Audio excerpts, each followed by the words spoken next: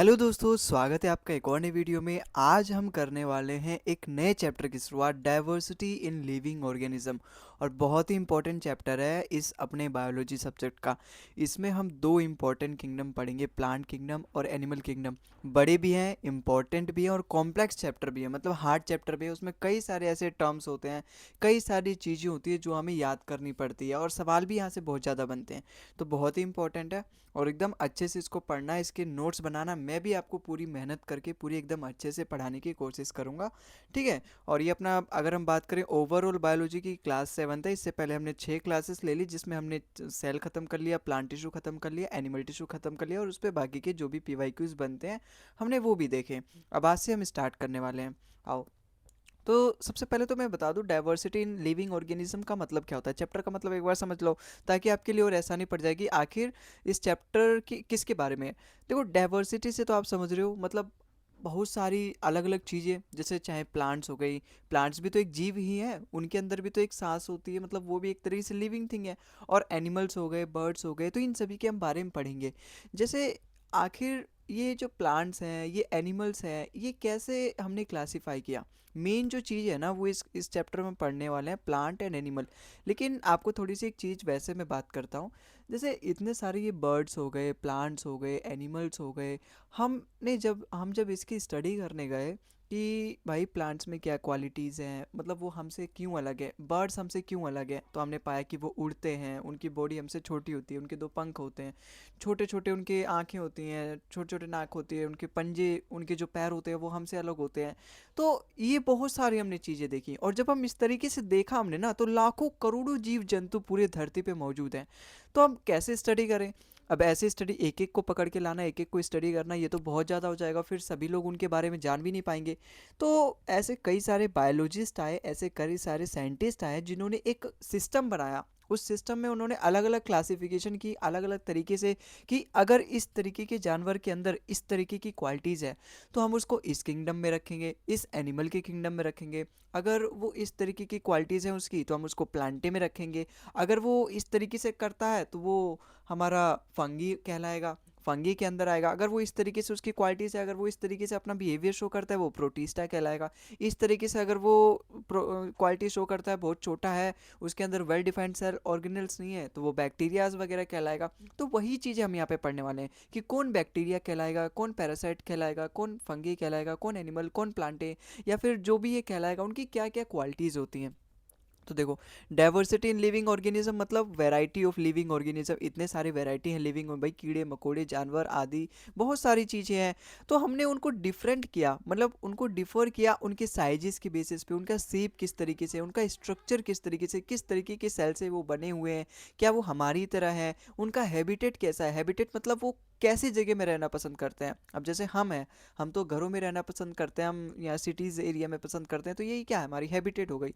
लेकिन लॉयन वो जंगल में रहना पसंद करता है, लॉयन की वो हैबिटेट हो गई। जो मछलियाँ होती हैं वो पानी में रहना पसंद नहीं करती, उनकी मजबूरी है, तो मछलियों की हैबिटेट क्या हो गई, उनकी नदी हो गई। पोलार बियर है, उसका हैबिटेट क्या है, ठंडी जगह, क्योंकि उसके चमड़े बहुत मोटे होते हैं, अगर वो गर्मी में रहेगा तो मर जाएगा, झेल नहीं पाएगा गर्मी, तो ज़्यादा वो ठंडी में पसंद करता है। पेंगुइन हो गया, अंटार्कटिक ओशियन, इस तरीके से बर्फ़ वगैरह में रहना पसंद करता है। तो वो उनकी क्या होगी, हैबिटेट। देखो, मैं चैप्टर बहुत अच्छे से समझाऊंगा, है ना, मतलब सारी चीज़ें आपको बताऊंगा। आप चाहते हो कि आधे घंटे में मैं ख़त्म कर दूं, तो वो अभी नहीं चल रहा, ये पूरा स्पेशल की तरह है। मैं इसमें आपको सारी चीज़ें पढ़ाऊंगा जो आपके लिए एग्ज़ाम के लिए एकदम इंपॉर्टेंट है, ठीक है। तो आप यही सोच के पढ़ना कि ये जो लेक्चर है पूरा, मतलब ये जो पूरा चैप्टर है लंबा खींचने वाला है, लंबा खींचने का मतलब 2.5 3 4 घंटा के आसपास होगा, और इतना ये मांगता है चैप्टर, ठीक है। अगर आप रिवीजन कर रहे हो तो आपका रिवीजन भी अच्छे तरीके से हो जाएगा। तो हमने न्यूट्रिशन वगैरह देखा कि वो किस तरीके से न्यूट्रिशन, मतलब वो खाना कैसे बनाते हैं, वो ऑटोट्रॉफिक है, जैसे प्लांट्स क्या होते हैं, ऑटोट्रॉफिक, ये सारी टर्म्स मैं आपको बताऊंगा। ऑटोट्रॉफिक मतलब जो अपना खाना खुद बनाते हैं, जैसे प्लांट्स हैं वो खुद खाना बनाते हैं फोटोसिंथेसिस के द्वारा। अब हम हैं एनिमल्स के अंदर, हम आते हैं इंसान, हम अपना खाना थोड़ा ना बनाते हैं, हम अपना खाना प्लांट्स पे डिपेंडेंट है। हम फल फ्रूट हो गए, सब्जी हो गई, ये सभी प्लांट से हम लेते हैं, तो हम हेट्रोट्रॉफिक कहलाएंगे, ठीक है। ऐसे रिप्रोडक्शन किस तरीके से करते हैं, माइटोसिस से, बाइनरी फिजन से, या फिर मियोसिस से। तो ये सारे रिप्रोडक्शन है, एग प्रोड्यूस करते हैं, या फिर सीधा बेबी प्रोड्यूस करते हैं। तो ये उनके रिप्रोडक्शंस का अलग अलग मेथड है। तो इतनी लार्ज वेराइटीज़ को ईजिली पढ़ने के लिए कई सारे साइंटिस्ट आए, जिन्होंने इनको क्लासीफाई किया। ग्रुप्स में, और वो अलग अलग ग्रुप्स के बारे में हम पढ़ेंगे आखिर इन्होंने क्या ग्रुप्स। जो मेजर है वो तो प्लांटे हैं, क्योंकि जो सबसे ज़्यादा वेराइटीज़ जिनके अंदर क्लासिफाइड करी गई वो है प्लांटे, क्योंकि जितने भी सारे हरे भरे सब वो हैं पेड़ पौधे उन सभी को प्लांटे के अंदर डाल दिया, और जितने भी ऐसे एनिमल हैं जो कुछ क्वालिटीज शो करते हैं उनको एनिमल में डाल दिया। मतलब सबसे ज़्यादा जो एनिमल्स हैं, सबसे ज़्यादा जो ग्रुप्स हैं वो इन्हीं में पाए गए, इसीलिए ये सबसे बड़ा अपना किंगडम है। और बाकी जो यूनिसेलुलर हो गए, छोटे छोटे जानवर हो गए, जो मतलब प्रोकैरियोटिक हो गए, जो अभी वेल डेवलप्ड नहीं है, उन्हें हमने मोनेरा में, फंजी में, प्रोटिस्टा में, वो आगे हम देखेंगे। तो आगे देखो, आखिर हम ये प्लांटे क्या है, प्लांटे के बारे में थोड़ा सा जान लो, क्योंकि ये दोनों मेन है, प्लांटे और एनिमल। और एक तरीके से जो चैप्टर इसका नाम है प्लांट किंगडम, आगे आने वाला पढ़ेंगे हम एनिमल किंगडम। तो प्लांट किंगडम अगर हम पढ़ रहे हैं तो थोड़ा बहुत जान तो लो उनके बारे में। वो अपना खाना खुद बनाते हैं फोटोसिंथेसिस के द्वारा, इसीलिए हम उनको ऑटोट्रॉफिक बोलते हैं। हम क्या है, हम हेटरोट्रॉफिक है, क्योंकि हम अपना खाना खुद नहीं बना पाते। यूजुअली फिक्स डेट, ये लोकोमोशन नहीं शो करते, मतलब ये एक जगह से दूसरी जगह नहीं जा पाते। जो प्लांट्स होते हैं वो तो एक ही जगह फिक्स होते हैं ना, जहाँ पर वो उग गए वो वहीं रहते हैं। उनकी जो सेल वाल होती है वो सेलुलोज से बनी होती है। अब एनिमल में से होता है सेल वाल ही नहीं होती, उसमें तो प्लाज्मा मेम्ब्रेन या फिर सेल मेम्ब्रेन होती है, जो कि किसकी बनी होती है, फोस्फोलिपिड की या फिर प्रोटीन की। अब ये प्रोटीन किससे बनता है, राइबोसोम से। ठीक है। अब ये इसके एग्जाम्पल देखो, अलगा हो गए, प्लांट्स हो गए, ये ट्रीज हो गए, ये सारे क्या अपने प्लांटे के एग्जाम्पल है। ऐसी एनिमिलिया के देख लो, एनिमिलिया में वो अपना खाना खुद नहीं बनाते, वो प्लांट्स पे डिपेंडेंट होते हैं, इसीलिए हम उनको हेटरोट्रॉफिक कहते हैं। मोस्टली मूव करते हैं एक प्लेस से दूसरी जगह वो जा सकते हैं, सेल वॉल इनके अंदर अब्सेंट होता है बिल्कुल, वो सब हम पढ़ के आए सेल चैप्टर में। ह्यूमंस हो गए, बर्ड्स हो गए, इंसेक्ट्स हो गए, फिशेस हो गए, ये सभी हम एनिमल के किंगडम में रखते हैं, इनके लिए कोई हमने अलग एनिमल वो किंगडम नहीं बनाया। अब हम इसको फर्दर क्लासीफाई करते हैं कि ये ह्यूमंस अलग एनिमल्स होते हैं, इंसेक्ट्स हो गए ये उनको अंदर मतलब रेप्टाइल्स हो गए, उड़ने वाले जानवर हो गए, तैरने वाले जानवर हो गए। अब जो फिश है वो एक्वेटिक एनिमल है, तो है तो वो एक तरीके से एनिमल ही, तो इन सभी को हमने एनिमल के कैटेगरी में डाला। लेकिन ऐसे तो बहुत सारे हैं, ऐसे तो अभी छोटे छोटे यूनिसेलुलर भी हैं। तो हमने उनको क्लासिफाई कब किया, उनको क्लासिफाई करने के लिए ये हमारे ये सारे जो महान लोग हैं वो यहाँ पे आए धरती पे, और एक एक करके आए और इन्होंने बताते गए, हमें परिचित कराते गए कि इस तरीके से जानवर भी हैं और इस तरीके से आप क्लासिफिकेशन कर सकते हो, इसको ऐसे पढ़ो तो आप इसी तरीके से पढ़ लोगे। अब देखो सबसे पहले कौन आया, जो सबसे पहले आया ना, एरिस्टोटल आए थे। और जो सबसे पहले आता है ना, सबसे ज़्यादा नाम उसी का चलता है, इसीलिए जो एरिस्टोटल आए इनका बहुत ही बड़ा योगदान है, क्योंकि सबसे पहले इन्होंने स्टार्ट किया क्लासिफिकेशन करना, और इसीलिए बायोलॉजी में इनका बहुत ही बड़ा योगदान रहा। क्योंकि क्लासिफिकेशन ही अगर आप पढ़ लेते हो ना, पूरी बायोलॉजी एक तरीके से हमारे प्लांट और एनिमल के इर्द गिर्द घूमती है। तो एरिस्टोटल का उसमें बहुत बहुत ज़्यादा योगदान रहा, इसीलिए हम एरिस्टोटल को फादर ऑफ बायोलॉजी भी कहते हैं। ठीक है। और कहते नहीं फादर ऑफ बायोलॉजी, ये हैं, डिजर्व करते हैं ये फादर ऑफ बायोलॉजी। अच्छा, मैंने सेल चैप्टर जब आपको पढ़ाया था तब पढ़ाया था मैंने फादर ऑफ माइक्रोबायोलॉजी, कौन था बताना, कमेंट करके बताना, ये आपके लिए सवाल है। ठीक है। तो एरिस्टोटल हमारे क्या है, फादर ऑफ बायोलॉजी।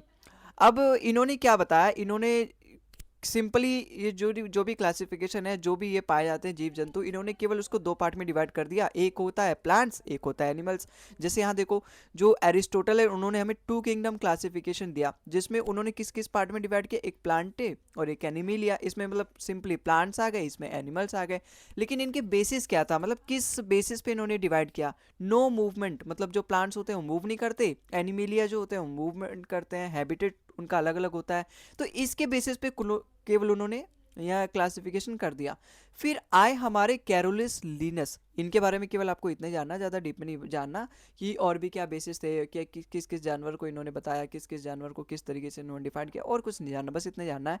मेन जो इंपॉर्टेंट है ना वो है हमारा RH विटेकर, क्योंकि इन्होंने हमें 5 किंगडम क्लासिफिकेशन दिया। और जब 5 किंगडम क्लासिफिकेशन दिया ना, तो इन्होंने एक तरीके से हमारे लिए बहुत सारे जानवरों को इंक्लूड कर लिया, बहुत सारे जानवर को हम पढ़ सकते हैं इनकी क्लासिफिकेशन में। इसलिए इनका जो क्लासिफिकेशन है वो सबसे इंपॉर्टेंट है। और हम अपने चैप्टर में, हमारा जो पूरा चैप्टर है ना, अगर हम इस 5 किंगडम ऑफ क्लासिफिकेशन को पढ़ लें तो हमारा चैप्टर भी खत्म हो जाएगा। लेकिन थोड़ा बहुत तो जानना पड़ेगा, उनसे पहले जो साइंटिस्ट आए उन्होंने भी मेहनत करी है, उनकी मेहनत को हम किस तरीके से इग्नोर कर सकते हैं, तो उनको भी जानना पड़ेगा।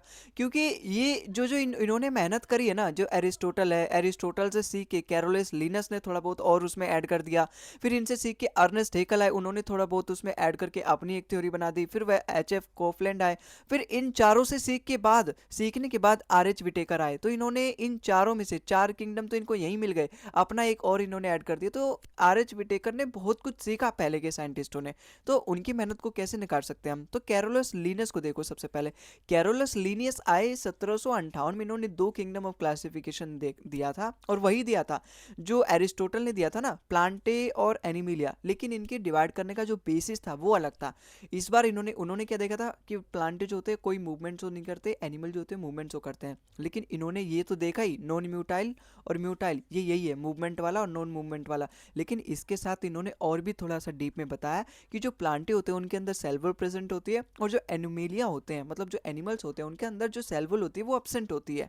अच्छा ये बताओ प्लांट के अंदर सेल वॉल किसकी बनी होती है? सेल्यूलोज की बनी होती है। इन्होंने एक चीज और देखा, जो प्लांट्स होते हैं ना वो ऑटोट्रॉफिक होते हैं। ऑटोट्रॉफिक का मतलब वो खुद का खाना बनाते हैं खुद से फोटोसिंथेसिस के थ्रू। लेकिन एनिमल्स जो होते हैं ना वो खुद खाना नहीं बना पाते। जब हम एनिमल हैं, हम अपने खाने के लिए प्लांट पे डिपेंडेंट होते हैं। तो इन्होंने इस बेसिस पे डिवाइड किया प्लांट और एनिमेलिया को, दो किंगडम ऑफ क्लासिफिकेशन दिया। एक और इम्पॉर्टेंट चीज़ है, उन्होंने बायनोमियल नोमेनक्लेचर भी है। देखो जैसे आप केमिस्ट्री में पढ़ोगे ना, अब जो भी एटम्स आते हैं, जैसे पहले जो एटम्स जब आए थे स्टार्टिंग में, जैसे हाइड्रोजन हो गए, helium, lithium, beryllium, boron, carbon, nitrogen, oxygen, ये सब जब आए थे तो इनके अलग अलग नाम रखे गए। कई सारे साइंटिस्ट आए जिन्होंने उनके क्वालिटीज़ के बेसिस पे, उनके प्रॉपर्टीज़ के बेसिस पे, वो क्या बिहेवियर शो करते हैं उनके बेसिस पे उन्होंने नाम किया। लेकिन अब जो भी नए नए हमें मिनरल्स मिलते हैं, नए नए एटम्स मिलते हैं ना, उसका एक सिस्टम बन चुका है जिसके बेसिस पे हम उसका नाम इजीली रख देते हैं। जो IUPAC एक ऑर्गेनाइजेशन है जिसकी मदद से हम उसका नाम रख देते हैं। मतलब अब हमें कोई वो ढूंढना नहीं पड़ता कि वो कहाँ से पाया जाता है, उसके जहाँ से वो पाया जाता है उसके जगह पे उसका नाम रख दो, ऐसा कुछ नहीं। अब एक सिस्टम बना दिया गया, उस सिस्टम को हमें पढ़ना होता है, उसी के हिसाब से रूल्स के हिसाब से हम उसका नाम लिख देते हैं, नाम बना देते हैं। जैसे दो एटम है तो दो एटम के हिसाब से हम उसका कुछ एक सिस्टम बनाया, उसका नाम लिख देंगे। उसी तरीके से इन्होंने एक नोमेनक्लेचर दिया और एक सिस्टमैटिक हियरार्की भी दी, किंगडम से लेके स्पीसीज तक। देखो यहाँ पे क्या सिस्टम इन्होंने बनाया या फिर क्या हियरार्की दी उन्होंने, देखो ये सबसे इंपॉर्टेंट है। और मतलब जिससे RH विटेकर ने भी बहुत कुछ सीखा और अपने 5 किंगडम ऑफ क्लासिफिकेशन दिया। इन्होंने क्या दिया, ये kingdom, phylum, class, order, family, genus, species, आखिर ये है क्या? इन्होंने ये बताया, देखो इतने सारे ऑर्गेनिजम्स हैं, इतने सारे स्पीसीज हैं, हम इनको एक ही ग्रुप में नहीं क्लासिफाई कर सकते। तो इन्होंने अलग अलग सबसे पहले बनाया कि इन्होंने जैसे जितने भी होते हैं ना, जैसे प्लांट हो गए, एनिमिलिया हो गए, ये सभी एक किंगडम है एक तरीके से। फिर प्लांट में इन्होंने फाइलम डिवाइड कर दिया कि प्लांट में भी अलग अलग फाइलम होंगे। जैसे कई सारे प्लांट्स होते हैं, कुछ ग्रीन होते हैं, कुछ रेड होते हैं, कुछ येलो होते हैं, कुछ ब्राउन कलर के होते हैं। तो उसके हिसाब से इन्होंने फाइलम दे दिया कि जो ग्रीन कलर के होंगे वो इस फाइलम के होंगे, जो रेड कलर के होंगे वो इस फाइलम के होंगे। फिर उस ग्रीन कलर में भी देखा कि कुछ तो कांटे वाले होते हैं, कुछ सिंपल होते हैं, उसको उसी तरीके से उन्होंने फिर क्लास डिवाइड कर दिया ऑर्डर के हिसाब से। कुछ इन्होंने देखा कि कुछ डेजर्ट में रहते हैं, कुछ पानी ज़्यादा चाहिए होता है, उस तरीके से इन्होंने ऑर्डर में क्लासीफाई कर दिया। उसमें भी देखा, मतलब इसी तरीके से उन्होंने जब छोटी छोटी क्वालिटीज़ देखी तो उन्होंने, मतलब ये जो मैं बता रहा हूँ ना आपको कि ये सच नहीं है, ये सच नहीं, मैं एक एग्जाम्पल दे रहा हूँ। जैसे हमारा, जैसे कैसे बताऊँ, जैसे हमारा पूरा भारत है, पूरा भारत नहीं, पूरा धरती है, ठीक है, ये पूरा धरती है। अब उसमें अलग अलग कॉन्टिनेंट है, कॉन्टिनेंट मान लो किंगडम। अब कॉन्टिनेंट में भी आप देखोगे तो अलग अलग कंट्रीज हैं, कंट्रीज आप मान लो फाइलम। उस कंट्रीज में आप देखोगे तो अलग अलग क्या है, अलग अलग डिस्ट्रिक्ट है, डिस्ट्रिक्ट को आप मान लो क्लास है, क्लास। अब उस डिस्ट्रिक्ट में भी अलग अलग पंचायत है या फिर ग्रुप ऑफ विलेजेस हैं, उसको मान लो ऑर्डर। फिर उस मतलब वो सिटीज़ हो गई। अब सिटीज़ के अंदर भी आप देखोगे, मतलब जो पंचायत है, ग्रुप ऑफ विलेजेस, सिटीज़ हो गई। अब सिटीज़ के अंदर भी आपके कई सारे गांव हैं, वो फैमिलीज मान लो, और गांव के अंदर कई सारे टोले हैं। टोले मतलब एक ग्रुप ऑफ, एक पूरा कॉलोनी की तरह आप जीनस मान लो। अब उसके अंदर भी, इस कॉलोनी के अंदर भी कई अलग अलग जात के लोग रहते हैं। हालांकि जात पात पे हमें विश्वास नहीं रखना चाहिए, लेकिन हमारे इंडिया है तो ये चीज़ चले गई, पुरानी प्रथा है ये। तो अलग अलग जात का मतलब, एक जगह यादव लोग रहेंगे, एक जगह ये सब लोग रहेंगे, एक जगह ऐसे लोग रहेंगे, एक जगह ऐसे लोग रहेंगे। तो अलग अलग आप आज भी गांव में जाओगे ना तो वहाँ देखोगे कि यहाँ पे केवल इसी धर्म के लोग रहते हैं, यहाँ पे इसी धर्म के लोग रहते हैं। तो उस तरीके से आप स्पीसीज मान सकते हो। तो ये सबसे इंपॉर्टेंट हियरार्की हमें बताया कैरोलस लीनियस ने, जिससे को आगे सभी आने वाले साइंटिस्टों ने यूज़ किया अपने क्लासिफिकेशन में। और आपसे ना पीवाईक्यूज में इस पे सवाल भी पूछा गया है कि आपको 4 ऑप्शन दे देगा और बोल देगा कि इसमें से बताओ कौन सा सही ऑर्डर है, मतलब कौन सा पहले kingdom, phylum, class, order, family, genus और स्पीसीज, कौन सा इसमें से सही ऑर्डर है। पहले किंगडम दे देगा, फिर क्लास दे देगा, फिर फाइलम दे देगा, तो इस तरीके से ये गड़बड़ कर देगा। लेकिन आपको ना इसकी जो ऑर्डर है वो एकदम अच्छे से याद करना है कि किंगडम के बाद फाइलम आता है, फाइलम के नीचे क्लास, क्लास के नीचे ऑर्डर, ऑर्डर के नीचे फैमिली, उसके नीचे। तो आप कैसे याद करोगे, देखो इसकी मैंने एक शानदार ट्रिक भी बनाई है।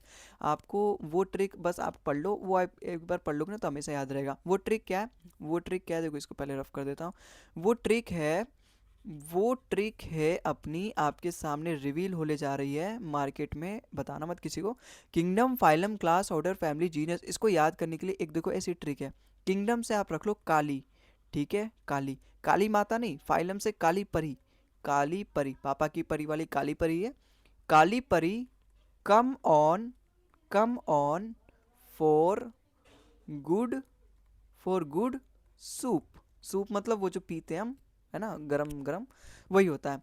तो यहाँ से आप ऐसे याद कर सकते हो, काली परी come on for good soup. काली परी, काली, काली मतलब किंगडम, परी मतलब फाइलम, कम ऑन मतलब कम मतलब क्लास, ऑन मतलब ऑर्डर, फोर मतलब फैमिली, गुड मतलब जीनस एंड एस मतलब शुभ। तो आपको इस तरीके से याद करना है। अब जब भी एमसीक्यू में पूछे which of the following shows correct order of the this hierarchy, तो आप बस को यही पढ़ना है, काली परी come on for good soup, काली परी come on for good soup. इतना आसान है और आपको जल्दी से याद भी हो जाएगा, आपको याद भी करने की जरूरत नहीं है ना, आप भूलोगे इसको। इतना इजी तरीके से, इतना इनफॉर्मल वे में इसको मैंने बनाने की कोशिश करी है। ठीक है, तो आई होप आपको इसके समझ में आया होगा इसके बारे में। अब हम आगे चलते हैं। अगर आगे कौन आया, आगे आए हमारे अर्नस्ट हेकल, और इन्होंने एक नया चीज़ बताया। 1866 में आए और इन्होंने एक नया चीज़ बताया। अभी तक हमारी दो दो किंगडम ऑफ क्लासिफिकेशन चल रही थी, इन्होंने एक नया जीव जंतु का निर्माण किया। और वो निर्माण क्या था, वो था हमारा प्रोटिस्टा। प्रोटिस्टा मतलब यूनिसेलुलर ऑर्गेनिज्म हो गए, जो आज हम पढ़ते हैं ना, अमोबा के बारे में, यूग्लिना के बारे में, पैरामीशियम के बारे में। इसके एग्जांपल्स मैं आपको आगे दिखाऊंगा, इनका चित्र भी दिखाऊंगा। मैं फोटो खींच के लेकर आया हूँ, मेरे दीवार पे घूम रहे थे, मेरे घर की दीवार पे, तो मैंने उनका फोटो खींच लिया जल्दी से, और वो उसका जूम करके मैंने माइक्रोस्कोप में देखा, उसी की इमेज मैं यहाँ पे लगाऊंगा अभी अभी। तो इन्होंने एक नई चीज़ हमें बताई, प्रोटिस्टा। और ये इन्हीं इन्हीं चीज़ों से सीख के, इन्हीं साइंटिस्टों से सीख के आर.एच. विटेकर ने अपनी उस 5 किंगडम ऑफ क्लासिफिकेशन में इन सभी को डाला है। ठीक है, तो हम कैसे नहीं पढ़े इन सब चीज़ों के बारे में, क्योंकि इन्होंने सब चीज़ें मेहनत ज़्यादा तो इन्होंने करी। आर्टिकल इन्होंने नई चीज़ दे रखी है, आर.एच. विटेकर ने भी मेहनत की, उन्होंने 5 किंगडम क्लासिफिकेशन दी, लेकिन जो बाकी के 4 हैं वो उन्होंने पहले साइंटिस्टों से चुराया है। ठीक है, तो इनके बारे में आपको केवल इन्होंने इतना ही पढ़ना है कि इन्होंने भी प्लांटे डिवाइड किया, एनिमिलिया डिवाइड किया, लेकिन इन्होंने एक नई चीज़ ले आ दी। आपसे सवाल में पूछ देता है कि who was the first scientist who give और हु डिस्कवर्ड अबाउट प्रोटिस्टा, तो आपको याद रखना है अर्नस्ट हेंकल, और वो भी कब, 1766 में। ठीक है, अब आगे देखते हैं, आगे अगला हमारा कौन साइंटिस्ट आया जिसने किया, 1866। ठीक है, 1766 नहीं, 1866, डेट भी याद रखना है। ठीक है, फिर आए हमारे एच.एफ. कॉफलर्ट, इन्होंने हमें 4 किंगडम ऑफ क्लासिफिकेशन दी, और उन्होंने भी एक नई चीज़ ऐड कर दी। लेकिन अब इनके बारे में उतना नहीं ज़्यादा पढ़ते, अब हम सीधा आते हैं अपने आर.एच. विटेकर, जो कि मेन है। और ये बात याद रखना, 1969 में आए, और सबसे इंपॉर्टेंट इन्होंने 5 किंगडम ऑफ क्लासिफिकेशन दिया। तो ठीक है, तो चलते हैं हम अपने सबसे 5 किंगडम ऑफ क्लासिफिकेशन हमारे यार। देखो आर.एच. विटेकर जो कब आए थे, 1969 में आए थे, उन्होंने हमें 5 किंगडम ऑफ क्लासिफिकेशन दिया। क्यों इनका इंपॉर्टेंट है, क्योंकि इन्होंने 5 किंगडम ऑफ क्लासिफिकेशन दिया। 5 किंगडम मतलब 5 किंगडम में डिवाइड किया, जिसमें ओवरऑल इन्होंने लगभग सभी स्पीसीज को इन्होंने कवर कर लिया। और क्या बेसिस था इनका, इन्होंने देखा कि हमारा जो सेल है वो यूनिसेलुलर है या फिर मल्टी सेलुलर है, मतलब एक सेल से बना है या फिर कई सारे सेल से बना है। अब जैसे हम एनिमल्स हैं, प्लांट्स हैं, या फिर हम अभी देखेंगे उसके बारे में कि कौन कौन यूनिसेलुलर है, मल्टी सेलुलर है, ये ऑटोट्रॉफिक है, हेट्रोट्रॉफिक है। हालांकि ये चीज़ें तो हमारे पिछले भी साइंटिस्ट चेक कर रहे थे, मैंने देखा था और मैंने आपको बताया था। इन्होंने रिप्रोडक्शन देखा कि वो असेक्सुअली रिप्रोड्यूस कर रहे हैं या फिर सेक्सुअली। सेक्सुअली मतलब उसमें दोनों का इन्वॉल्वमेंट रहेगा, और असेक्सुअल में मतलब वो अपने आप से ही केवल दे सकता है, मतलब आगे की वंश बढ़ा सकता है। तो ये होते हैं मोड ऑफ असेक्सुअल और सेक्सुअल हो गए। तो उन्होंने ये चीज़ें भी गौर से देखी, जो छोड़ो, अब रिप्रोडक्शन उन्होंने गौर से देखा, और मोड ऑफ न्यूट्रिशन हो गया autotrophic, heterotrophic, cell structure, unicellular, multicellular, ये सारी चीज़ें उन्होंने गौर से देखी, और उन्होंने मतलब और भी चीज़ें देखी, लेकिन मेन चीज़ आपकी यही है। आगे देखते हैं उन्होंने आखिर क्या क्या हमें क्लासिफिकेशन दी। देखो मोनेरा, प्रोटिस्टा, फंगी, प्लांटे और एनिमिलिया, ये और ये और ये तो पहले ही डिस्कवर्ड हो चुके थे, और ये भी पहले ही डिस्कवर्ड हो चुका था जो एच.एफ. कॉपलैंड थे। इन्होंने एक नई चीज़ दे दी फंगी के बारे में, ठीक है। फंगी, मोनेरा यहाँ पे आपको नए देखने को मिलते हैं। तो अब हम इन्हीं पांचों के बारे में जब हम पढ़ लेंगे ना, तो अपना ये जो किंगडम ऑफ क्लासिफिकेशन है या फिर डाइवर्सिटी इन लिविंग ऑर्गेनिज्म है, अपना पूरा चैप्टर एकदम फिनिश हो जाएगा। जिस तरीके से हम नाउन चैप्टर में, इंग्लिश में नाउन चैप्टर में पढ़ते हैं ना, नाउन की डेफिनेशन पढ़ते हैं, फिर सारे नाउन के टाइप्स पढ़ लेते हैं, हमारा चैप्टर खत्म।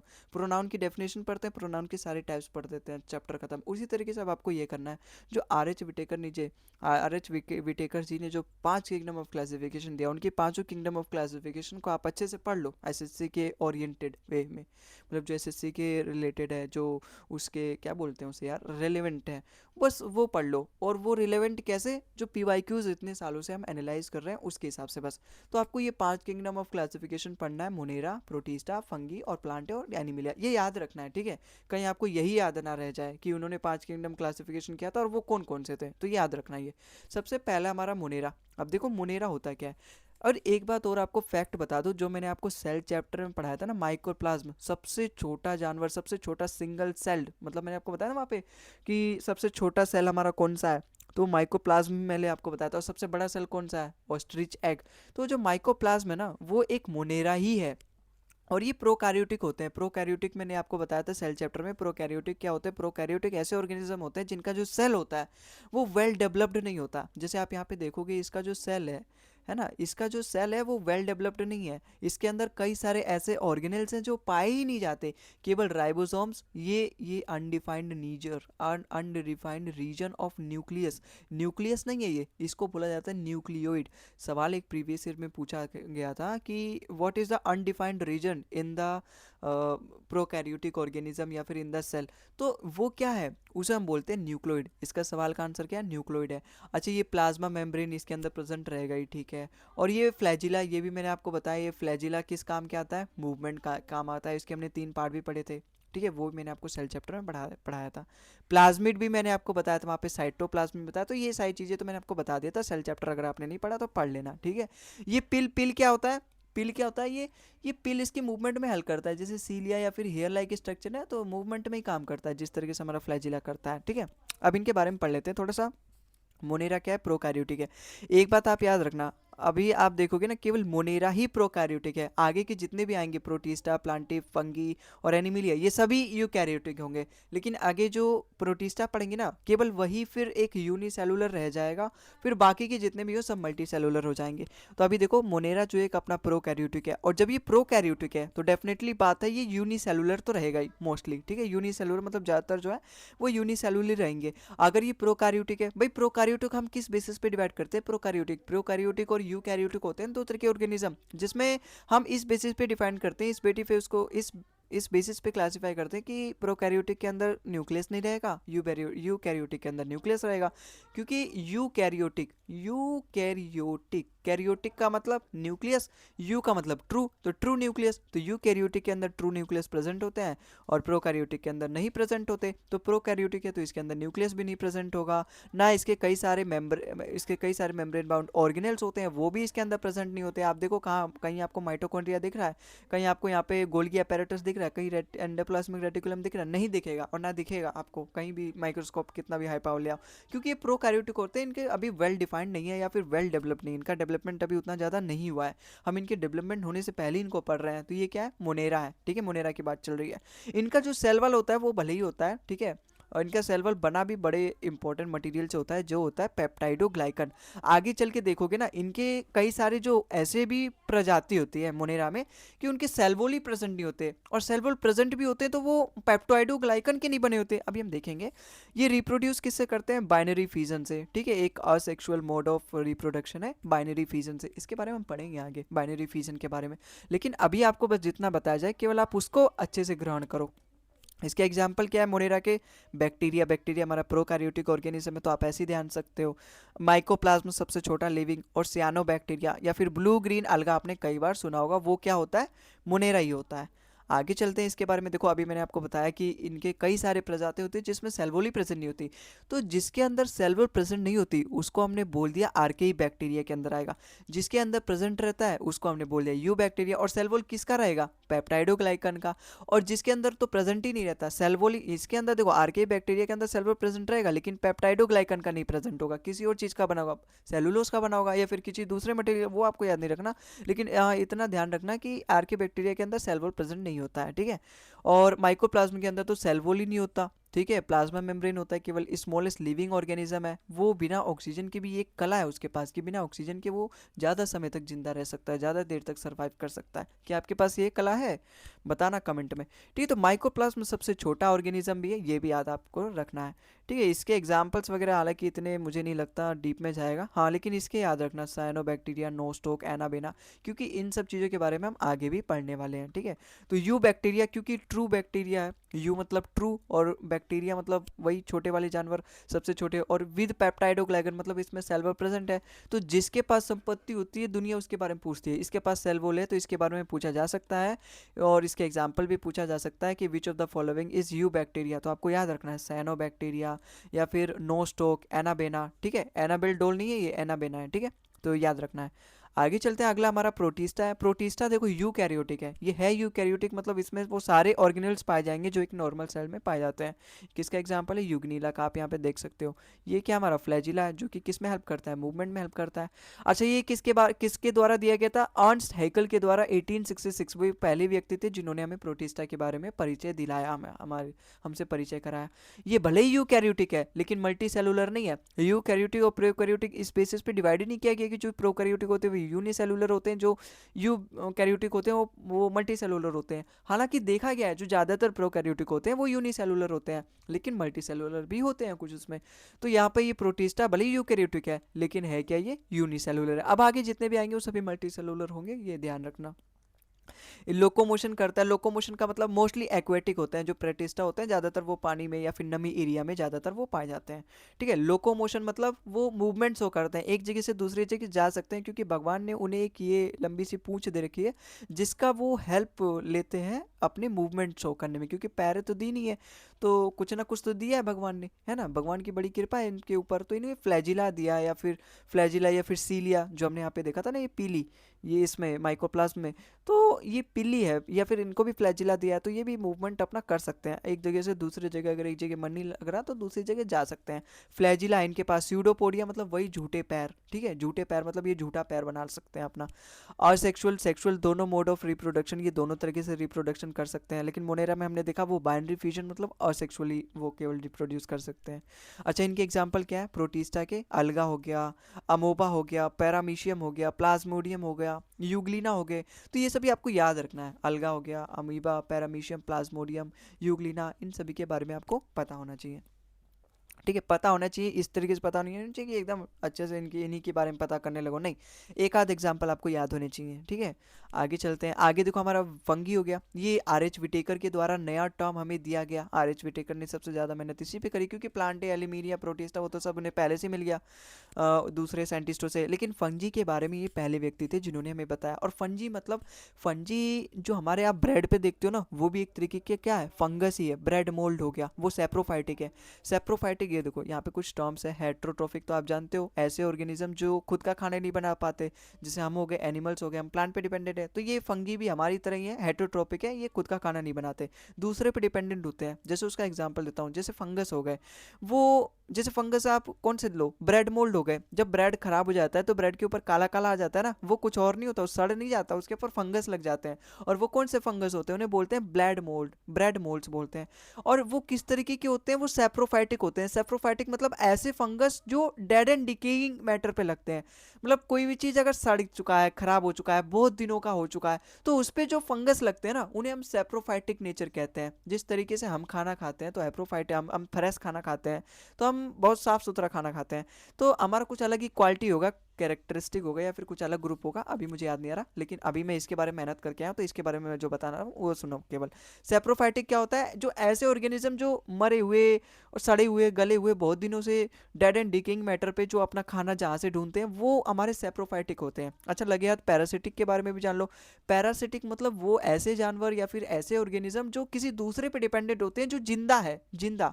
जैसे जैसे ढीलो ढीलो ढीलो जानते हो, जू, लीच, जो हमारे बालों में प्रेजेंट होते हैं ना, जू, वो एक तरीके से पैरासिटिक है। इनके अंदर खास बात ये होती है ना कि ये अपने जो होस्ट होता है जिससे ये खाना लेते हैं, मतलब जिस थाली में खाते हैं उसी थाली में छेद करते हैं। जैसे जू है, वो हमारे सर से ही हमारा खून चूस के खा लेता है, लेकिन देखो हमें तो नुकसान पहुंचा रहा है, हमें जो बाल के जो जड़ी हैं उनको तो नुकसान पहुंचा रहा है, तो वो हमसे ही खाना ले रहा है और हमें ही नुकसान पहुंचा रहा है, हमारी थाली में ही खा रहा है, हमें हमारी थाली कोई छेद कर रहा है, तो पैरासिटिक में आता है। इसका एग्जाम्पल भी आपको याद करवा दिया मैंने। लीच हो गया, लीच मतलब जू बोलते हैं। अच्छा, सिम्बायोटिक, सिम्बायोटिक मतलब ऐसे ऑर्गेनिज्म जो जहाँ से खाना खाते हैं ना, मतलब जिस थाली में खाते हैं उस थाली में छेद नहीं करते, उस थाली को अच्छे से धुलते हैं, उसका मेंटेन कर रहे होते हैं। जैसे एक एग्जांपल दूं आपको, बेस्ट एग्जांपल देने की कोशिश करता हूँ, है ना, एक एग्जांपल कोई सा याद आ जाएगी। अच्छा देखो, एक और है, अ, एक अलगा होता है, ठीक है, अलगा, वो नाइट्रोजन फिक्सेशन के लिए हेल्प करते हैं। अच्छा, जैसे कुछ और दूसरा समझो यार, ठीक है, या फिर ये भी समझो, चलो एक ये भी बताता हूँ, जैसे अलगे होते हैं ना, वो ऐसे ऐसे कुछ अलगे पाए जाते हैं जो ज़मीन के अंदर पाए जाते हैं। अब ज़मीन के अंदर ना उन्हें ऑक्सीजन नहीं मिलता, तो वो प्लांट से ऑक्सीजन लेते हैं। अब जब वो प्लांट से ऑक्सीजन लेते हैं, तो अलगा जब प्लांट से ऑक्सीजन वो लेते हैं, तो प्लांट्स को भी तो कुछ ना कुछ चाहिए। तो अलगा जो है ना, वो ज़मीन के अंदर जो मिनरल्स होते हैं या फिर नाइट्रोजन वगैरह, नाइट्रोजन फिक्सेशन कहते हैं इस मेथड को, बस आप इतना समझो। जो लेग्यूमिनस प्लांट्स होते हैं ना, उनको अलगा कुछ प्रोवाइड कर देता है, तो ऐसे ऑर्गेनिज्म को सिम्बायोटिक कहते हैं। अच्छा, एक और बात जानो, अर्थवॉर्म हो गया। अर्थवॉर्म भी क्या है, एक तरीके से सिम्बायोटिक हो गया, कि वो ज़मीन के अंदर पाया जाता है और ज़मीन के अंदर से मिनरल्स लेता है, और जहाँ पर भी पाया जाता है वहाँ की ज़मीन एकदम नमी हो जाती है, मिनरल्ड हो जाती है। मिनरल मतलब पूरी अच्छी, वहाँ पे अगर आप सुनोगे ना, जहाँ पर भी केंचुआ पाए जाते हैं वहाँ की जो ज़मीन होती है बहुत ज़्यादा उपजाऊ हो जाती है। तो वो ज़मीन से जो मिनरल्स वगैरह ले रही है, जो ज़मीन के अंदर रह के वो खाना खा रही है, जहाँ पे अपना जी रही है, वहीं वो बहुत अच्छा बना दे रही है उस ज़मीन को। तो ये क्या हो गया, सिम्बायोटिक हो गया, मतलब उसमें दोनों को हेल्प मिलती है, जो खाना खाने वाला होता है, जो खाना खिलाने वाला होता है, दोनों का उसमें फ़ायदा होता है। तो ऐसे ऑर्गेनिज्म हमारे क्या, सिम्बायोटिक हो गए। तो फंगस में हमने देखा ऐसे कई सारी प्रजातियां पाई जाती हैं, जो सेप्रोफाइटिक भी होते हैं, जो पैरासिटिक भी रहती हैं, जो सिम्बायोटिक भी रहती हैं। ठीक है, इनकी जो सेल वॉल होती है वो चिटिन से बनी होती है, ये रोबोट वाला चिट्टी नहीं है, चिटिन है, चिटिन, ठीक है। फूड स्टोर्ड एज ग्लाइकोजन, जिस तरीके से हमारे अंदर जो फूड होता है वो ग्लूकोज के फॉर्म में स्टोर होता है, उसी तरीके से इनका जो फूड होता है वो ग्लाइकोजन के फॉर्म में स्टोर होता है। ये रिप्रोडक्शन करते हैं स्पोर्स से, ठीक है, स्पोर्स। पेनिसिलियम हो गया, ईस्ट हो गया। अच्छा, पेनिसिलियम पता है कई सारे दवाइयों के लिए भी यूज़ होता है, ठीक है। इसके बारे में, इसका डिस्कवर्ड किया था किसने, ये भी याद रखना, अलेक्जेंडर अलेक्जेंडर अलेक्जेंडर फ्लेमिंग ने। ये तो पेनिसिलियम इतना इंपॉर्टेंट है ना भाई, मुझे अभी तक याद है, जब मैं क्लास 7th में था ना, मैं जीके की बुक में आया था ये पेनिसिलियम। मुझे इसलिए याद है क्योंकि मेरा ये वाला सवाल गलत गया था, और जो सवाल हमारा गलत जाता है ना वो हमें जन्म जन्मांतर तक याद रहता है, शायद अगले जन्म भी याद रहेगा, क्योंकि इसलिए इसके लिए मैं मार भी खाया था, है ना। तो पेनिसिलियम, जैसे मैम ओरल ओरल सुनती है ना पेनिसिलियम, तो इसके लिए बहुत तेज चाटा मारा था और मेरे को याद है अभी तक, ठीक है, इसलिए मुझे ये सवाल का आंसर भी याद है, पेनिसिलियम। ये नहीं याद है कि क्वेश्चन क्या था, लेकिन आंसर याद है पेनिसिलियम, क्योंकि उसके बाद चाटा के बाद याद पड़ गया था। ठीक है, तो पेनिसिलियम बहुत इंपॉर्टेंट है, इसको किसने डिस्कवर किया था, अलेक्जेंडर फ्लेमिंग ने, ठीक है। और बहुत सारी दवाइयों में यूज़ होता है, इन्फेक्शंस हो गए, बहुत सारी दवाइयों में यूज़ होता है, ठीक है, एंटीबॉडीज़ बनाने में यूज़ होता है। तो पेनिसिलियम याद रखना, ये क्या एक तरीके का फंगिस है, ठीक है। ईस्ट हो गया, ब्लू ग्रीन अलगा हो गया, और भी मैंने आपको बताया जो हमारे बालों में पाया जाता है वो जू, ठीक है, ब्रेड के ऊपर जो पाया जाता है, जैसे यहाँ पर भी मैंने कुछ एग्जाम्पल, जैसे ये लाइकन्स हो गया, आपने देखा होगा अपने गाँव में जहाँ पर भी कीचड़ होते हैं, और जब कीचड़ होते हैं जहाँ काई लग जाती है, तो उसके अंदर ऊपर हरे हरे लग जाते हैं। अब नदी में, पहले तो मैं नदी की बात कर रहा हूँ, जहाँ पे कीचड़ होते हैं वहाँ पे हरे हरे लग जाते हैं ना, तो वो लाइकन्स होते हैं, वो कुछ और नहीं होते, लाइकन्स होते हैं। ऐसे ही पेड़ों के ऊपर भी आप देखोगे, जो पेड़ बहुत ज़्यादा दिन हो जाता है और थोड़ा सा सड़ने लगता है, उस पर भी इस तरीके से हरे हरे लग जाते हैं। तो सिम्बायोटिक नेचर के होते हैं। सिम्बायोटिक नेचर का मतलब ये जो इस पे लग रहे हैं, ये हरे हरे जो फंगस है, इनका तो फायदा हो रहा है, लेकिन जिस चीज़ पे लग रहे हैं उनका भी फायदा हो रहा है, इसलिए सिम्बायोटिक नेचर है। तो फंगस के क्या एग्जाम्पल हो गए अपने, लाइकन्स हो गए, ये रस्ट अपने पैरासिटिक हो गए, ये पेड़ पे जो पत्ते पे लगे होते हैं, लाल लाल देखा होगा आपको, अमेजोन के जंगल में जरूर देखने को मिल जाएंगे। ब्रेड मोल्ड हो गया, सेप्रोफाइटिक होता है, जैसे ये देखो ब्रेड है हमारा बहुत दिन का हो चुका है, सड़ गया है, तो ये उसके ऊपर इंक नहीं गिरी है, ये फंगस है जो इस तरीके से अगर हम देखेंगे तो माइक्रोस्कोप में हमको देखने को मिलेंगे, बहुत खतरनाक होते हैं, खाने से कैंसर भी हो जाते हैं, इतने खतरनाक होते हैं ये, ठीक है। तो कभी भी इस तरीके की ब्रेड को खाना मत, छूना भी मत। अगला देखो देखो हमारा है प्लांटे, बहुत ही इंपॉर्टेंट है। अभी तक हमने जितना भी पढ़ा फंगस, मोनेरा, प्रोटिस्टा, इन सबसे हमारी जान पहचान हो चुकी है। जो मेन आदमी है वो तो यहाँ पर है प्लांटे। ये प्लांट बहुत सुंदर सा दिख रहा है, लेकिन इसके बारे में हमें पढ़ना है और सरदर्द यही बनने वाला है अपने आगे वाले समय में। देखो यूकैरियोटिक होता है, यूकैरियोटिक मतलब वेल डेवलप्ड है इसके सारे सेल्स, मैंने आपको बताया सेल चैप्टर में भी, प्लांट्स और एनिमल्स ये दो सेल हमने पढ़ा था, वेल डेवलप्ड थे दोनों के, सबके अंदर मेम्ब्रेन बाउंड ऑर्गेनिज्म थे। अच्छा प्लांट सेल के अंदर एक अलग चीज़ पाया जाता था जो एनिमल सेल के अंदर नहीं पाया जाता था, वो क्या था बताओ? प्लास्टिड। क्योंकि प्लांट सेल अपना खुद का खाना बनाते हैं, खुद का खाना बनाने के लिए फोटोसिंथेसिस करते हैं, फोटोसिंथेसिस के लिए उन्हें क्लोरोफिल चाहिए, क्लोरोफिल या फिर क्लोरोप्लास्ट, क्लोरोप्लास्ट कहाँ प्रेजेंट होता है?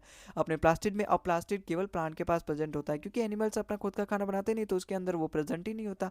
माइटोकॉन्ड्रिया दोनों के अंदर, गोल्गी एपेटस दोनों के अंदर, लाइसोसोम्स दोनों के अंदर, एंडोप्लाज्मिक रेटिकुलम दोनों के अंदर, राइबोसोम्स दोनों के अंदर, ठीक है। तो ये यूकैरियोटिक होते हैं, मल्टी सेलुलर होते हैं, ऑटोट्रोफिक मतलब खुद का खाना बनाते हैं फोटोसिंथेसिस मेथड से। सेल वॉल जो होती है इनकी सेलुलोज से बनी होती है, एनिमल में तो सेल वॉल प्रेजेंट ही नहीं होती। ये जो खाना खाना स्टोर करते हैं वो स्टार्च के फॉर्म में स्टोर करते हैं। जैसे हमारे अंदर प्रोटीन होता है, जब हम थक जाते हैं कई दिनों से खाना नहीं खाते, तो हम जो प्रोटीन हमारे अंदर स्टोर रहता है अब हम उसको यूज़ करने लगते हैं। अगर हम कई दिनों तक खाना नहीं खाए तो जो हमारे अंदर प्रोटीन रहता है ना वो हमारे अंदर यूज़ होने लगेगी। ऐसा तो नहीं कि हमने कल खाना नहीं खाया तो आज हम कुछ काम ही नहीं कर पाएंगे, कर लेते हैं। क्यों? क्योंकि हमारे अंदर पहले से प्रोटीन स्टोर है, पहले से फूड स्टोर है, तो वो यूज़ होने लगता है। अब एक महीने तक अगर हम नहीं खाए तो वो सारा प्रोटीन खर्च हो जाता है, फिर उसके बाद हमारी हो जाएगी आवागमन, ठीक है, तो बैकुंठ गमन। तो ये देखो फूड जो स्टोर करते हैं जो प्लांट्स होते हैं वो स्टार्च के फॉर्म में स्टोर करते हैं। इनके अंदर वस्कुलर टिश्यू प्रेजेंट होता है, वस्कुलर टिश्यू मतलब जाइलम हो गया, फ्लोएम हो गया। अब उसमें भी हम देखेंगे कुछ ऐसे तरीके के हैं जिसमें वस्कुलर टिश्यू प्रेजेंट ही नहीं होता, जैसे ब्रोफाइटा। तो इसके अंदर वस्कुलर टिश्यू प्रेजेंट ही नहीं होता, मतलब फ्लोएम और जाइलम उसके अंदर प्रेजेंट ही नहीं होगा, उसके अंदर कुछ और प्रेजेंट होगा जो वहाँ पे ट्रांसपोर्टेशन कराएगा। और जाइलम में भी देखेंगे हम, जो जाइलम को भी हमने चार पार्ट में डिवाइड किया ना, वेसल्स हो गया और कई सारे पार्ट हो गए, पेरन काइमा, स्क्लेरन काइमा, ऐसे ही हमने वेसल वो फ्लोएम को भी चार पार्ट में डिवाइड किया। वो सारे उसमें से कुछ ऐसे प्रेजेंट होते हैं, कुछ किसी में प्रेजेंट होते हैं, कुछ किसी में नहीं प्रेजेंट होते। तो वो सारी चीज़ें भी आपको पढ़नी पड़ेंगी, है ना। बस अभी इतना जान लो प्लांटे में किसी में प्रेजेंट होते हैं किसी में नहीं। हालांकि ओवरऑल प्लांट में तो वस्कुलर टिश्यू पाए जाते हैं। अच्छा हमारे में पाए जाएंगे? नहीं पाए जाएंगे, क्योंकि हम तो अपना पानी हाथ से पीते हैं, हमारे अंदर थोड़ा ना जाइलम की जरूरत है, जाइलम टिश्यू की। अच्छा फोटोसिंथेसिस की जो पिगमेंट होता है वो क्लोरोफिल, क्लोरोफिल की वजह से फोटोसिंथेसिस कर पाते हैं। अब आगे देखो, अब क्योंकि मैंने आपको यहाँ पे बताया प्लांट किंगडम आगे आने के लिए सर दर्द बनने वाला, तो इसको अच्छे से पढ़ना ताकि हमेशा के लिए सर दर्द ना बने। अभी सर दर्द को गायब करेंगे, सेरिडोम आपको खिलाऊंगा अच्छे से, 2 रुपये वाली टेबलेट जो आती है।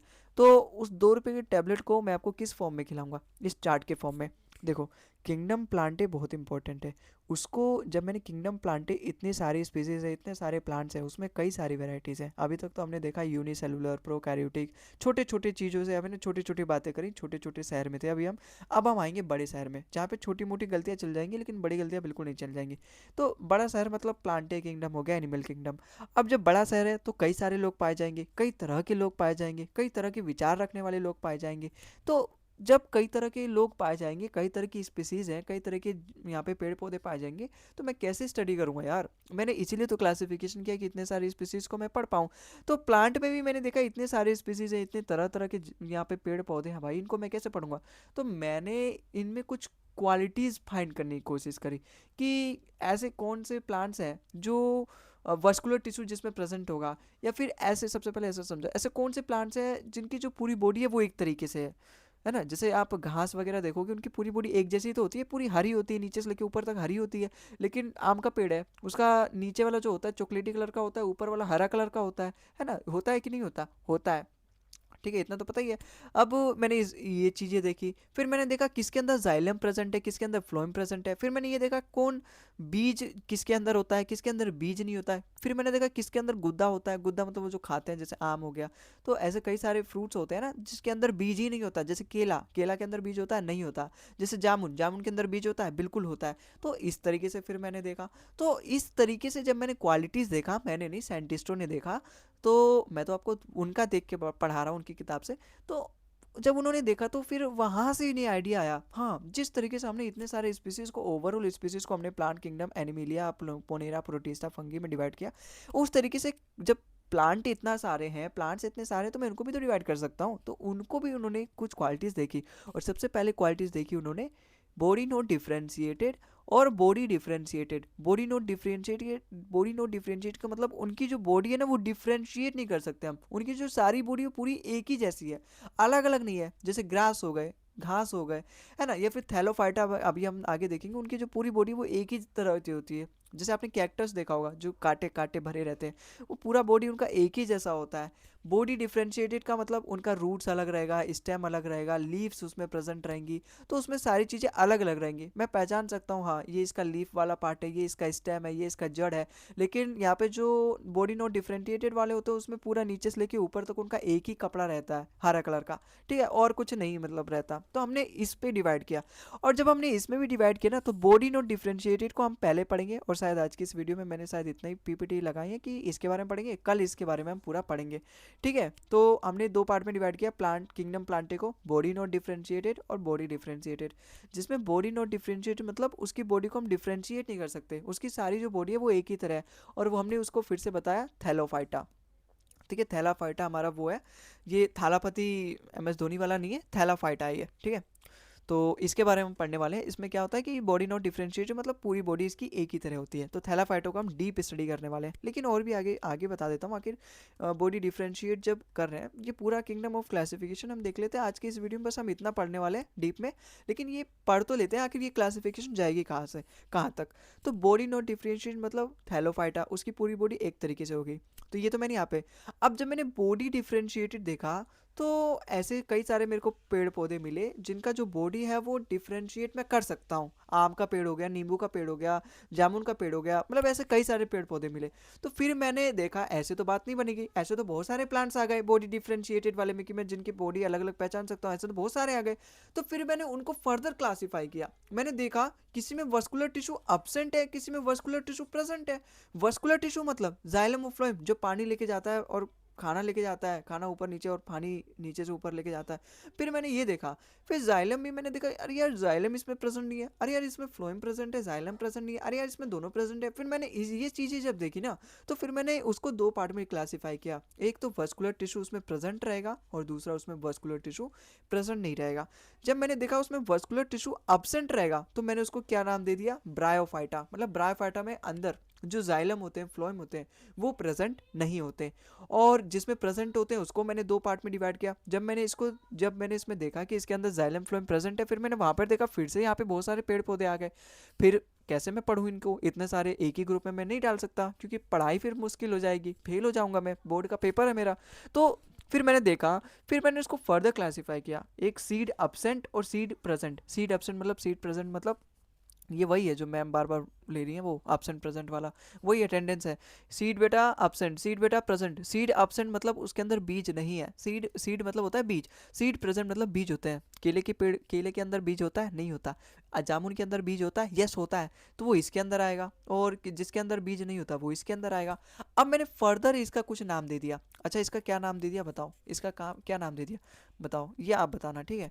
और जैसे इसको मैंने क्लासीफाई किया पेटेरिडोफाइटा या फिर टेरिडोफाइटा इसे बोलते हैं। और जिसके अंदर सीड प्रेजेंट था उसको मैंने फर्दर दो पार्ट में डिवाइड किया कि उनके जो बीज हैं वो एक कवरिंग है उसके ऊपर या नहीं, या फिर कवरिंग है या फिर नहीं है। तो उस बेसिस पे मैंने उसको दो पार्ट में डिवाइड किया, नेकेड सीड और उनकी जो सीड्स है वो इनक्लोज रहेगी। मतलब एक जैसे होते हैं जो बीज होते हैं जिनके बाहर होते हैं, है ना, उनके ऊपर गूदा नहीं रहता। और एक होता है जैसे आम हो गया, आम का जो होता है उसके अंदर उसके ऊपर ही गूदा रहता है ना, उसका जो सीड होता है वो ढका रहता है। अब इसका एग्जांपल तो आप दोगे, जो ये नेकेड सीड है, जैसे फ्लावर्स होते हैं, कई बार फ्लावर्स के अंदर जो बीज होती हैं वो ऐसे ऊपर ही रहती है ना। या फिर जो आप सनफ्लावर देखोगे, सनफ्लावर के ऊपर बीज लगे रहते हैं काले काले, अगर आपने गांव से बिलोंग करते हो या फिर आपने देखे होंगे। या फिर ऐसे कई सारे फ्लावर्स हैं जिनकी बीज रहती हैं वो बाहर रहती हैं, तो वो इसी में तो आएगी कि उनकी जो सीड है वो कवर्ड नहीं है। जो सनफ्लावर होते हैं वो, उनके जो बीज होते हैं वो तोता उखाड़ के खा जाते हैं।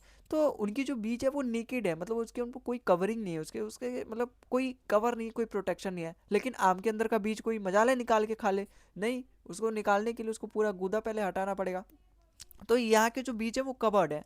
अब इसके विकास पे मैंने मतलब जो जो अपने नेकेड सीड रहेंगे उसको मैंने जिम्नोस्पर्म नाम दे दिया, और जो जिसके अंदर जो जिसकी सीड जो है वो कवर रहेगी, जैसे आम हो गए, लीची हो गए, और ये सारे जो भी अपने फ्रूट्स वगैरह हो गए जिसके अंदर जो बीज होती है वो कवर्ड होती है, उसका मैंने एंजियोस्पर्म नाम दे दिया। तो उसको मैंने क्या नाम दे दिया, एंजियोस्पर्म दे दिया। तो अब हम इसी पूरी क्लासिफिकेशन को अच्छे से पढ़ने वाले हैं, एकदम डीप में पढ़ने वाले हैं। ये तो एक ओवरऑल क्लासिफिकेशन थी और आई होप आपको समझ में आएगा। तो अब हम इसी को आगे आने वाली वीडियोस में पढ़ने वाले हैं, लेकिन आज इसके बारे में हम थोड़ा सा पढ़ लेते हैं क्योंकि चैप्टर बहुत बड़ा होने वाला है, तो 2 वीडियोस में हम चाहेंगे इसको खत्म करने की। तो हम इसके बारे में पढ़ने बोरी नोट डिफ्रेंशिएटेड, जिसमें हमारा क्या आता है, थैलोफाइटा। थैलाफाइटा में हमने देखा बॉडी नोट डिफ्रेंशिएटेड मतलब उसकी सारी बॉडी एक ही तरह की रहेगी। जैसे आप ये देखो, थैलाफाइटा एक प्लांट है जिसमें नीचे से लेकर पूरा ऊपर तक इसकी जो सारी बॉडीज है वो क्या है, एक ही तरह से, एक ही ग्रीन कलर है इसमें, कोई है ना, कोई अलग अलग कलर नहीं है। इसमें वर्स्कुलर टिश्यू प्रेजेंट नहीं है। हमने यहाँ पे देखा ना जब हमने क्लासीफाई किया, तो वर्स्कुलर टिश्यू तो यहाँ पे आता है, body not different, body differentiated, body not differentiated, यहाँ पे तो वर्स्कुलर की कोई बात ही नहीं थी। तो इसके अंदर वर्स्कुलर, अगर इसके अंदर वर्स्कुलर टिश्यू प्रेजेंट होता तो ये तो कहीं यहाँ पे लाई करता। तो इसके अंदर वर्स्कुलर टिश्यू प्रेजेंट नहीं है, इसलिए यहाँ पर है। तो जो हमारे थैलाफाइटा होते हैं उसके अंदर वर्स्कुलर टिश्यू नहीं होते, इसीलिए वो मोस्टली एक्वेटिक एनिमल रहते हैं जहाँ पे उनको ईजिली पानी मिल जाता है उनके रूट्स के हिसाब से। और एक्वेटिक एनिमल में रहेंगे, जब एक्वेटिक में रहेंगे तो वो नमी ईजिली वो ऑक्सीजन के थ्रू, ट्रांसपीरेशन के थ्रू अपना ले सकते हैं, वाटर वेपर वगैरह। ऑटोट्रॉफिक होते हैं क्योंकि ये प्लांट्स हैं, तो फोटोसिंथेसिस से अपना ऑटोट्रॉफिक होते हैं, खुद का खाना खुद बनाते हैं। सेल वॉल भी प्रेजेंट होगी सेलुलोज की, रिप्रोड्यूस करेंगे स्पोर से। यहाँ पे कोई आपको मियोसिस वगैरह और सेक्सुअल मेथड देखने को नहीं मिलेगा। इनके अंदर कोई फ्लावर्स, नो सीड्स आपको देखने को नहीं मिलेगी। जैसे यहाँ पे आपको बताया ना, यहाँ पे कि सीड्स वगैरह तो कंसेप्ट यहाँ पे आया बॉडी डिफरेंशिएटेड में, तो यहाँ पे तो है ही नहीं। तो इस तरीके से आपको याद रखना है कि थैलाफोइटा वहाँ पे था तो वहाँ पे सीड तो प्रेजेंट ही नहीं होगा, ना वस्कुलर टिश्यू प्रेजेंट होगा, तो ना इसके अंदर सीड्स प्रेजेंट होगा, ना इसके अंदर फ्लावर्स होगा। अब मैंने जब देखा तो थैलाफाइटा, सारे थैलाफाइटा मतलब जितने भी, जब मैंने थैलाफाइटा भी देखा ना तो उसमें भी ऐसे कई सारे थे जो जिनकी बॉडी एक ही जैसी थी लेकिन कलर अलग अलग थे। कुछ रेड कलर के थे, पूरे रेड कलर के थे, जैसे आपने देखे होंगे जो साग होते हैं वो कई तरह के मतलब होते हैं जिसमें एक पूरा रेड कलर का ही साग होता है, ब्राउन कलर के होते हैं तो कुछ पूरा ब्राउन कलर की, कुछ ऐसे प्लांट्स होते हैं, कुछ होते हैं तो पूरा ग्रीन कलर के, जैसे आप यहाँ देख सकते हो। तो मैंने इसको फर्दर क्लासीफाई कर दिया, ग्रीन अलगा में, ब्राउन अलगा में और रेड अलगा, इनका नाम दे दिया। अच्छा, ग्रीन अलगा में क्यों, ग्रीन अलगा इसलिए क्योंकि उनके अंदर क्लोरोफिल प्रेजेंट होता है। ये पूछ सकता है ग्रीन अलगा जो पिगमेंट होता है किसकी वजह से वो ग्रीन होता है, क्लोरोफिल की वजह से। सेल वॉल तो उनकी प्रेजेंट रहेगी, प्लांट्स है तो स्टार्च की फॉर्म में फूड प्रेजेंट होगा, ऑटोट्रॉफिक नेचर के हैं, फोटोसिंथेसिस से अपना खाना बनाते हैं। अच्छा, ग्रीन अलगा का एक और साइंटिफिक नाम है क्लोरोफाइके, याद रखना इसको, ठीक है। इसके एग्जांपल्स भी आपको याद रखने की ज़रूरत है, याद रखने की मजबूरी पड़ेगी आपके सामने, और उसको भी एक शॉर्टकट ट्रिक से आप याद कर सकते हो, ठीक है। Spirogyra, Ulothrix, Volvox, Chara, Chlamydomonas, ठीक है। इसका शॉर्टकट ट्रिक आप ऐसे याद कर लो, S U V classic car. S S मतलब स्पायरोगारा, यू मतलब यूलोथ्रिक्स, वी मतलब वोल्वो, वोल्वो वाली बस नहीं है, वोल्वॉक्स है, ठीक है। तो स्पायरोगायरा, यूलोथ्रिक्स, वोल्वॉक्स, चारा, चारा वही जो आप गांव में भैंसों को खिलाते हो ना चारा, वही उसी तरीके से ये होता है। जैसे ये क्या है, ये रहा हमारा चायरा हो गया, ये क्या हमारा स्पायरोगायरा हो गया। तो ये चारा आप वैसे तो क्या होते हैं ना, भैंस गाय भैंस ऐसी तो खाते हैं, चारा हो गया। क्लेमाइडोमोनास हो गया, ये भी एक तरीके का अलगा होता है। तो ये तो रही हमारी ग्रीन अलगा की बात, आप इसके एग्जाम्पल से याद रखना। ग्रीन किसकी वजह से होता है, क्लोरोफाइके, और ये क्लोरोफाइके मतलब इसका साइंटिफिक नेम है, और क्लोरोफिल इनके अंदर प्रेजेंट होता है। आगे देखते हैं अपना ब्रोन अलगा। ब्रोन अलगा मतलब फाइके ही, ये क्या है, फाइयो फाइके, ये इनका साइंटिफिक नेम है, याद रख लेना। लेकिन ये जो फूड स्टोर करते हैं ना वो स्टार्च के फॉर्म में नहीं स्टोर करते, लेमिनेरिन के फॉर्म में स्टोर करते हैं, ठीक है। इनका जो सेलुल होता है वो सेलुलस प्लस अल्गिन से बना होता है। जैसे यहाँ पे देखोगे मोस्टली एक्वेटिक होते हैं, ये यहाँ पर भी लिखा होगा, मोस्टली मैरीन मतलब समुद्र के अंदर पाए जाते हैं। अच्छा, ये ब्राउन कलर क्यों होते हैं, क्योंकि अंदर एक पिगमेंट पाया जाता है फकोजेंथिन, ठीक है। फकोजेंथिन नाम का एक पिगमेंट पाया जाता है जिसके वजह से ये ब्राउन कलर के होते हैं, ब्राउनिश कलर के होते हैं। ये आप अगर समुद्र घूमने गए होंगे या फिर जहाँ पर आप देखोगे बहुत बड़ा पानी का सोर्स ऑफ एरिया है, तो वहाँ पे आपको इस तरीके से देखने को मिल जाएंगे। तो वो सभी क्या होते हैं, ब्राउन अलगा होते हैं, और वो किसके अंदर आते हैं, थैलाफाइटो के अंदर, ठीक है, थैलापति के अंदर। अच्छा, सरगेजम हो गए, यूटोकैरपस, लेमिनेरिया, फिकस, ये क्या है, इसके एग्जाम्पल है, इसको भी आप ऐसे याद कर सकते हो। जैसे उसका हमने क्या याद किया था, अपना ग्रीन अलगा का एसयूवी, क्लासिक कार, एसयूवी मतलब स्पायरोगारा, यूलोथ्रिक्स, वोल्वॉक्स, क्लेमाइडोमोनास, चारा। इसको आप कैसे याद करोगे, सेल्फ, सेल्फ, ठीक है, सेल्फ जो गाड़ी में सेल्फ होता है ना वो वाला।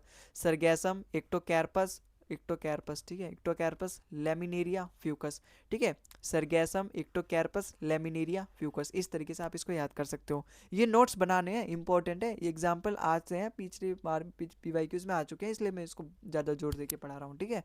आगे देखो अपना रेड अलगा हो गया। रेड अलगा मतलब राइडोफाइके इसका साइंटिफिक नेम हो गया। और इनके अंदर जो फूड स्टोर्ड होता है वो फ्लोरिडीन स्टार्च के फॉर्म में होता है। अच्छा, अभी जो फूड स्टोर हो रहा था वो लेमिनेरियन के फॉर्म में स्टोर हो रहा था।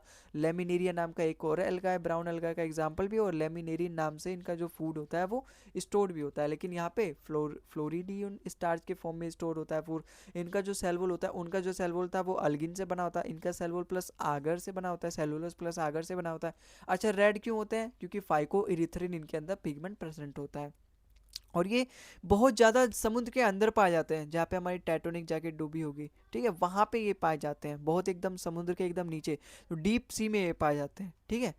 और रेड अलगा, ठीक है। अच्छा, इसके एग्जांपल भी देख लो, फोर पायरा हो गया, गैलीडियम हो गए, पोल्सीफोनिया हो गया, ग्रेज, बड़ी खतरनाक खतरनाक याद है ना, मतलब पता नहीं कैसे रखा होगा, लेकिन आपको याद करना पड़ेगा क्योंकि नौकरी लेनी है ना। तो इसको भी आप कैसे याद कर सकते हो? इसके 3-4 एग्जाम्पल याद कर लो, पोरफायरा हो गया, गैलीडियम हो गया, पोल्सीफोनिया, ग्रेसिला, इसको आप ऐसे याद कर लो, पीजी पीजी, है ना, बड़ा पीजी पीजी करते रहते हो, यूजी कर लो पहले, पोस्ट ग्रेजुएट वाले पीजी है ये। तो पीजी मतलब पोरफायरा, गैलीडियम, पोल्सीफोनिया और ग्रेरिसिलिरिया, पता नहीं क्या है, ठीक है। तो ये चारों नाम से आपको याद करने पड़ेंगे, ठीक है। ये इतनी मजबूरी है, अब मैंने आपको बता दिया, मेरा काम बताना था, याद करना आपका काम है। तो ये चारों एग्जाम्पल आपको याद होनी चाहिए, और एकदम ऐसे भी नहीं कि फिंगर टिप्स में याद होनी चाहिए, इस तरीके से याद कर लेना कि हाँ, अगर रेड अलगा पूछ जाए और अगर ऑप्शन में किसी भी तरीके से अगर इससे रिलेटेड मुझे मिल गया तो उसी ऑप्शन पे टिक कर लेना। ये नहीं कि एकदम फिंगर टिप्स ये प्रेजेंट होती है, बताओ 4 एग्जाम्पल बताओ रेड अलगा के, 4 एग्जाम्पल बताओ ग्रीन अलगा के, 4 एग्जाम्पल बताओ उसके ब्राउन अलगा के, है ना। लेकिन हाँ, ये याद रख लेना कि रेड अलगा के अंदर पिगमेंट कौन सा होता है? फाइकोइरिथ्रिन। इसके अंदर कौन सा पिगमेंट होता है? फक्सोजैंथिन। इसके अंदर क्लोरोफिल प्रेजेंट होता है, ठीक है। तो ये पिगमेंट जरूर याद कर लेना, ठीक है। तो ये हमने पढ़ लिया अपना बॉडी नॉट डिफरेंशिएट, मतलब अपने थालापति के बारे में। अब हम पढ़ेंगे बॉडी डिफरेंशिएटेड, जिसको हम फर्दर क्लासीफाई करेंगे उनके वस्कुलर के हिसाब से, उनके सीड्स के हिसाब से, फिर उनके सीड्स किस तरीके से कवर्ड है, कवर्ड नहीं है, कवर्ड नहीं है, कवर्ड है, फिर आम आम दाम, इन सब के बारे में पढ़ेंगे, जिम्नोस्पर्म, एंजियोस्पर्म के बारे में पढ़ेंगे। इनके बारे में आपने बचपन में भी पढ़ा होगा, अगर पढ़ाई करी होगी थोड़ी सी। तो अब हम इनके बारे में फर्दर क्लासीफाई करेंगे, फर्दर डीप स्टडी करेंगे अगले लेक्चर में, ठीक है। तो आज के इस लेक्चर में बस इतना ही। आई होप आपको मज़ा आया होगा, कुछ सीखने को मिला होगा, और डेफिनेटली समझ में आया होगा। आप कमेंट में ज़रूर अपना फीडबैक दें, कुछ डाउट रह गया होगा तो वो ज़रूर शेयर करने की कोशिश करें, ठीक है।